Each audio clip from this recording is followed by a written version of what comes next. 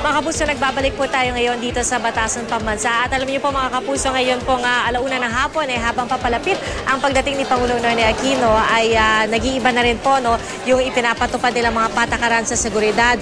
Kung kanina po ay libre po tayong nakakalakad dito sa loob ng Batasan Pambansa at nakakatawid sa tapat ng plenaryo, ngayon po ay mas stricto na po sila. Ang iyo po nakikita, yan po yung pagdating ng ilan sa mga VIPs at guests na mamaya po ay makikinig sa talumpati ni Pangulong Noynoy Aquino. Ito po nakikita natin ilang mambabatas tulad ni Congressman Mandanas, pati na rin ang ilang mga bisita na talaga namang ay todo bihis sa kanilang mga terno at Filipiniana attire, dahil alam po natin kapag State of the Nation address ng Pangulo ay talagang strict formal Filipiniana attire ang ipinatutupad para sa lahat ng manonood at makikinig sa loob mismo ng plenaryo. At gaya nga po ng sinabi natin ay kinokordon na nila ang iba't ibang bahagi ng Batasan Pambansa sa mga sandaling ito.